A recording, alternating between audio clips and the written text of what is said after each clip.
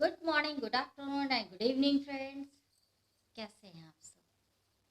उम्मीद ही नहीं, पूर्ण भरोसा है कि आप सब अच्छे हैं, अपनी अपनी जगह पे मस्त हैं, व्यस्त हैं और कुछ न कुछ कार्य कर रहे हैं। आजकल जो गुस्से का जो सिलसिला है उस पे आज मैं थोड़ा सा कुछ कहना चाहती हूँ और वीडियो ये इसी पे है, गुस्सा, क्रोध।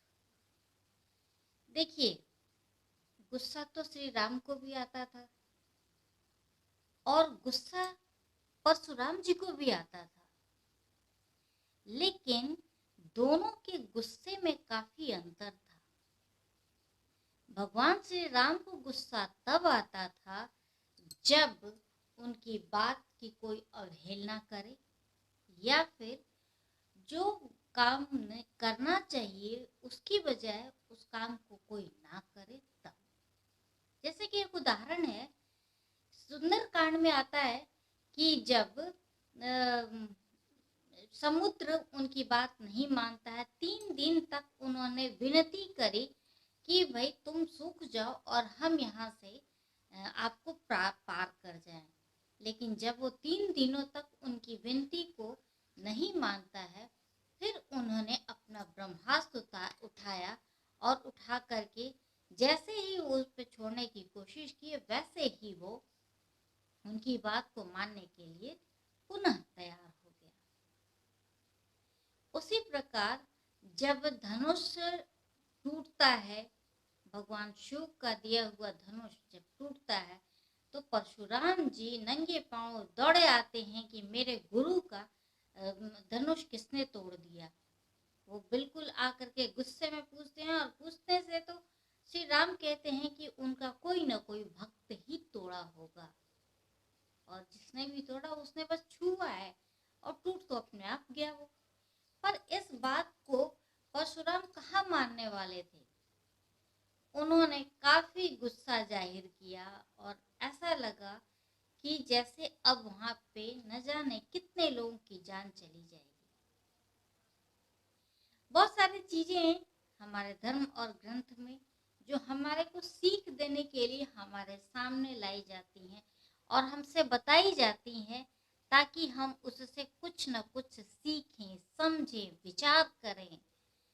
और आजकल तो हम निंजा हथौड़ी जैसी, डोरेमोन जैसी चीजें अपने बच्चों को दिखाने लगे हैं, लेकिन वही चीज अगर हम आज की डेट में अपने जो भी हैं धर्म ग्रंथों से उनको रूबरू कराएं, तो शायद आजकल जो चल रहा है, जो भी परिस्थितियां, विषम परिस्थितियां चल रही हैं, उनसे लड़ने में हमें काफी सहायता मिल सकती है।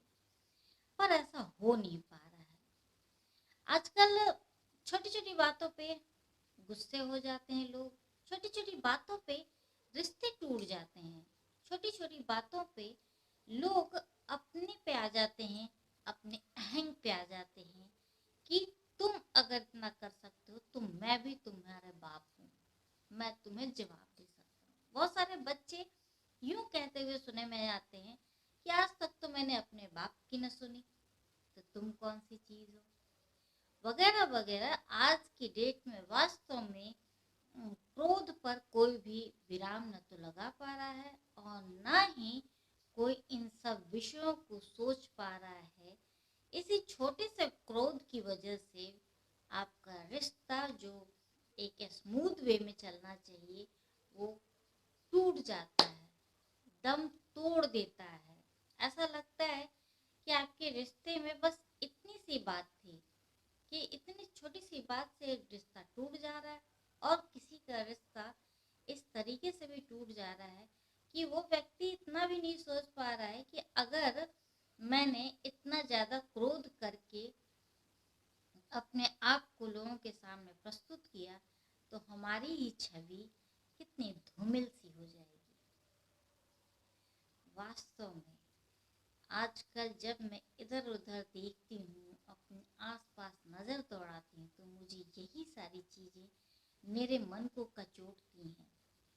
आजकल आपको भी पता है ना कि महामारी की वजह से तो लोग जितने मर रहे हैं तो मर ही रहे हैं, उस उसके दहशत से लोग मर जा रहे हैं।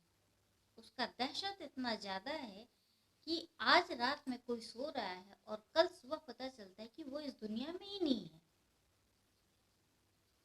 तो किस बात का क्रोध, किस बात की नाराजगी, किस बात का घमंड, किस बात का अहंग जो आप और हम अपने सर पे लेकर के घूम रहे हैं कि उससे तो मैं बदला लेके रहूंगा।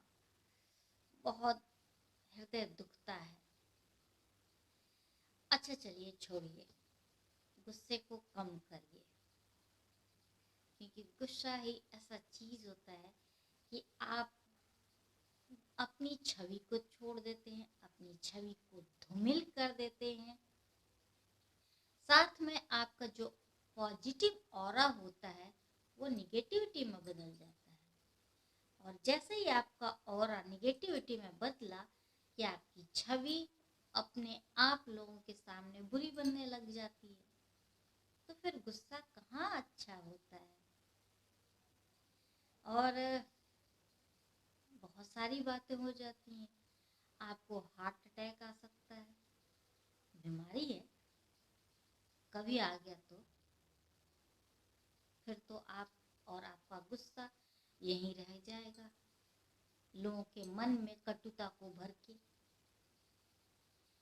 तो मेरा बस इतना कहना है कि आज कोई श्री राम तो बन नहीं सकता, लेकिन अगर परशुराम भी ना बने तो बेहतर बात है, क्योंकि राम और परशुराम से तुलना तो संभव ही नहीं है। क्योंकि परशुराम जी ने में भी बहुत सारे ऐसे गुण थे जिसकी वजह से उनके गुस्से को लोग पी जाते थे। पर आपके पास क्या है? सिर्फ गुस्सा। लोगों को आप देते क्या है? गुस्सा। आप सबसे मेरा विनम्र निवेदन है कि प्लीज गुस्सा करना बंद कर दें, और इसके क्या क्या परेशानियां हैं वो सब मैं इस वीडियो के साथ आपके साथ शेयर कर रही हूँ। इस पे आप एक बार सोचें, विचार करें, और उसे दूर करने के लिए बहुत सारी टेक्निक्स हैं, उन सब का इस्तेमाल करें।